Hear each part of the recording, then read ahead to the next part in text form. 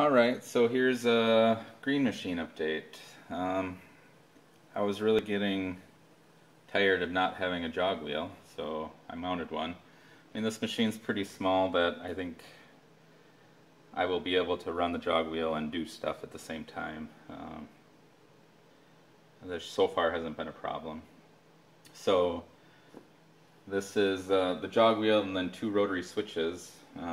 This one selects the jog increment, so 10 thousandths, thousandths, tenth of a thousandth. And then this one selects what the jog wheel does. Maximum velocity, spindle override, feed rate override, XYZ, A. I don't have an A yet, but I want to kind of future-proof this a little bit. With the extra 5 inches that I raised the Z column, I shouldn't have any problem fitting a rotary axis and still having a lot of room to machine. So these two rotary switches are actually, I set them up as binary, so the this top switch only uses 2 inputs to the Mesa card, and this one uses 3. So 2 inputs gives me 3 combinations, and 3 inputs gives me 7. Well, it gives you more, but that's all I have for positions on these switches.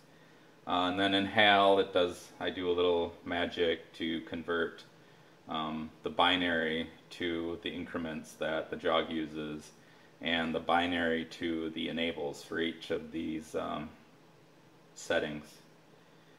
It works, so far working really well. These are all hooked into the 7992.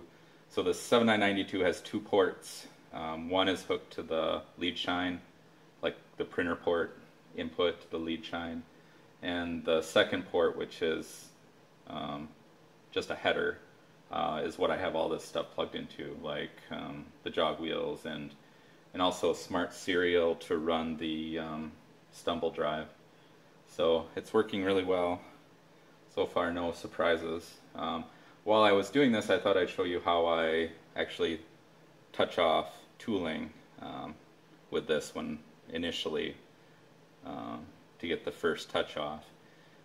This is how I don't remember who showed me this, but it stuck with me. I use a 1/2 inch dowel pin, and I slide it underneath the tool. So I usually have the selector set to 1,000. Then I keep coming down till the dowel pin doesn't go through underneath the cutter anymore. So you see that? So now I'm going to start moving up a little bit at a time, and now it went through. And I can just feel it. So now I know that the cutter is a 1/2 inch above the part or the material. I can go over to Linux CNC and do a touch off or a tool touch off, whatever I'm doing. And I know that, exactly how high off the material the end of the tool is. It works very well. I do that with the Kearney and the Metzer. It's just an easy way for me to touch off tools until I get like a tool setter, but we'll see. So the 10 thousandths increment seems to be about the sweet spot for this machine. It moves it fast enough, but not too scary fast. And it's, of course, very responsive. You can move X back and forth. And if I go down to 1,000ths, slower. And then tenths is really, really slow. It's actually moving. Maybe you could see it better with the Z. So if I change it to thousandths, like if I'm sneaking up on something, I might put it in the thousandths. But tens will get me there quick, and it's not super scary as far as how far it moves each time. So that I'm happy with. The maximum velocity is probably what I use the most. It's really nice to proof out a program or to sneak up on a program that you're not 100% sure with. What's nice about maximum velocity is it just caps how fast the machine is going to move. It doesn't scale anything, so your feed rates are going to be the same as what you programmed, unless of course you run the maximum velocity below that. But normally, you're cutting 10, 20 inches per minute. Your maximum velocity when you're sneaking up in a part might be, 50. I can show you this here. So I'm going to run maximum velocity all the way down, and I'm going to run a program. So it isn't moving. Now if I slowly move the maximum velocity up, it'll slowly move. Now if I think, okay, looking good, I can speed it back up again. So it's just an easy way, and now if I'm not sure about something, I can always run it all the way down to nothing, to where it's not moving. And then I could run the spindle all the way down if I wanted to check something. So I like this setup. It works well, for me anyway. So I can run the spindle back up again, run the maximum velocity back up, and it'll start cutting. So that's kind of how I've gotten used to running our converted CNC machines. The only difference with like the Matsuura is we actually put a jog wheel for each axis, which works okay. But we don't have the room here for this, so unless I made up a whole control panel.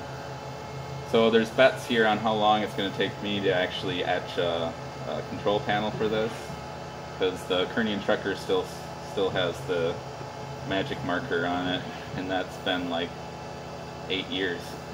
So we'll see. Let me shut this program off. So we'll see how long it takes me to make a decent panel for it. I don't know what else I'm going to add here. I might add like a feed hold switch, or I don't know. This is going to get mounted here so that the e-stop is close to where I'm working. Other than that, I've been very happy with how it's been running. Let me show you this here. So in a previous video I talked about balancing this pulley, which helped the vibration a lot. But when you'd grab a hold of this, the actual spindle motor, it was vibrating pretty good. It actually would rattle tin on this thing because tin isn't tagged down perfectly yet. So I ended up figuring out that the pulley wasn't perfectly centered on the shaft of the spindle motor, because it would actually pump the belt, and that's what you were feeling, is the belt tightening and loosening. So I ended up pulling it off and looking, and the tolerance between the shaft of the spindle motor and the pulley was pretty bad. It was almost 0.004. So I was able to sneak some shim in there and put it back together. Now there's a little vibration there still, but it's a fraction of the amount that it was before. So very happy with that. It's I'd say it's good enough for me. So happy with that. The spindle encoder, the gear has been working good. You've seen from the previous videos where I've done some rigid tapping with this. I'm very happy with the stumble drive that I'm using to run the spindle. I still haven't hooked the fan up yet. I haven't really run long enough for it to get too warm, but the spindle motor does get warm. I mean, it's a 750 watt motor and in a pretty small package. So I still have to do some dress up of the electrical box. You can see down here, let's see if it focuses. Focus.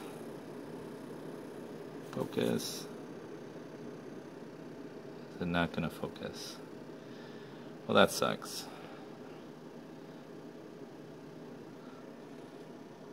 Well, this is the 7992, and you can see my wiring mess going into the second port on it. That's the encoders and the smart serial that runs the Stumble and the switches, and I think the spindle encoder goes in there too. Yeah, it does. So I think I've almost used up all the I/O on that second one, on the second port. The first port has a few outputs left that are on the lead shine, so so far I think it's going pretty good. I do have some extra inputs I could use on the Stumble drive if I needed inputs and outputs, but I think I'm pretty much, unless I'm going to put a tool changer on it or something, I don't see me needing much more I/O yet. So overall, I am very happy. I finally just kind of mounted the oiler so it wasn't just sitting in the bottom. That'll go to the outside once I get everything situated. Probably on the back of that shroud. So I'm trying to think if there was anything else. One last thing I have to do is the network cable that's going into my laptop. I need to put a port on here somewhere, probably. It's probably going to be underneath, so I can plug the network cable into the computer I'm using. So, but overall, it's been running good. I've cut some parts and did some testing. Well, you saw the backlash testing. I'm pretty happy with that. I did some inside pockets. Somebody on one of the forums was saying that when he did backlash comp, the bosses measured right, but the inside pockets measured off. But these measured good to me. I did one with and without backlash comp, and it made sense where they were coming out.